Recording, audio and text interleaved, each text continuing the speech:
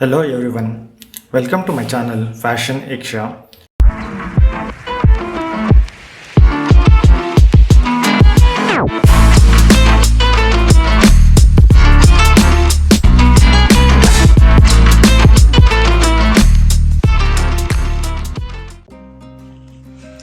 Welcome back. We are done with the front pattern. Now keep the front pattern on a paper and keep any object or a weight on top of the pattern so that pattern will not move while tracing. Now starting from the bottom and trace the sides. So while tracing, make sure to trace exactly, and also while tracing you can use a scale as well.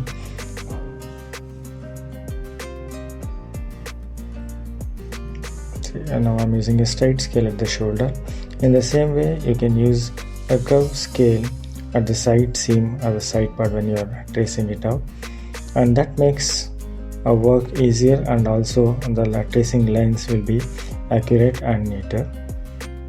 And now make sure to mark the basic lines like chest line, waistline, hip line, and also the armhole lines, so that will act as a guidelines for us to make the back pattern. So I'm just tracing it again on that.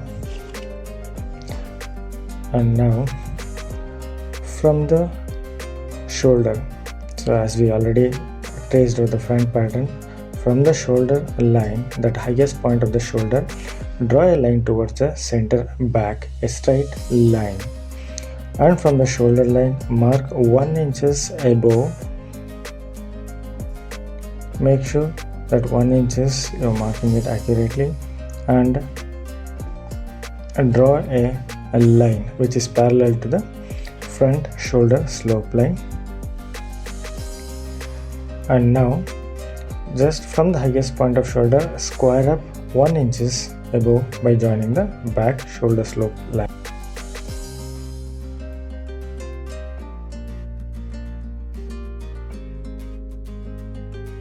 Just draw a chest line and a waist line. So here I'm not drawing it complete, just I'm drawing it as for the guidance purposes. Just after this, draw down a straight line from the shoulder slope line in order to draw a smooth curve line, that is armhole curve for the back pattern, and keep a armhole scale from the midpoint of the line which we drawn, so that you can see that how I kept the scale, and also you can see that it comes out 8 inches and in midpoint is a 4. And now draw a smooth curve. You can see the difference of both the armhole curves, the front and the back. This will cut the front so that won't be any confusions. And now draw a neckline curve using a armhole curve scale itself, and here we complete the back pattern of kurta. And this neckline can be varies depending upon the individual requirement, and majorly we did 3 changes, that is a neckline, shoulder and armhole line curve.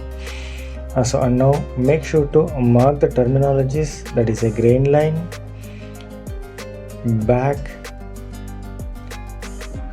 cut 1 pieces, and unfold line. So mention unfold. So once after the grain line, so we are completed with the back pattern. Cut accordingly.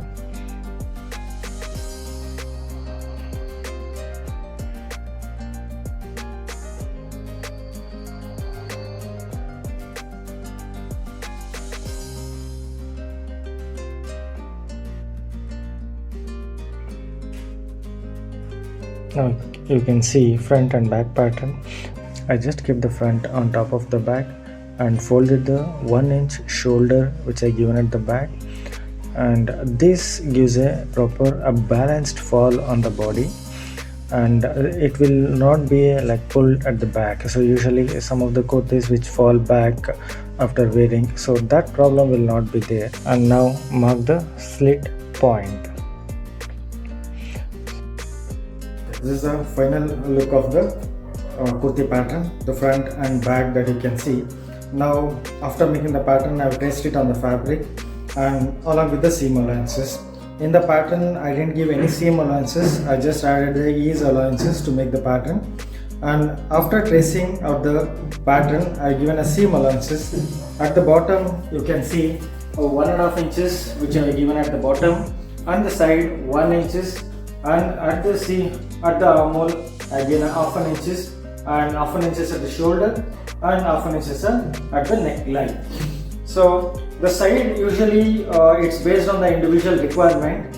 So 1 inches is advisable, 1.5 inches or up to 2 inches also you can give. So what happens when you give more seam allowances after finishing a kurta? So especially this curve, there will be wrinkle formation will happen. So in order to avoid the wrinkle formation, we have to give a notches, that means a cut at the seam allowances or cut on the seam allowances. So that time, rather than doing that, so it's better to have a 1 inches, and this gives a one size extra. For example, if you are making for 36 inches chest size and then we want to increase it to 38 inches chest, yes, of course we can increase it because it gives a one size increase allowances. And if we want to give, we can give a 1.5 inches as well, but not more than that. And again, it's individual call to give the seam allowances. And now I'll just remove the pattern. So now you can see on the fabric after tracing, and I just added the guidelines, so you don't have to add the guidelines when you are tracing on the fabric. This guideline just for the referential purposes. I added the chest line, waistline and the hip line, what you see, and rest everything that you can trace it neatly, cut it, and then you can make the kurtas accordingly. Thank you.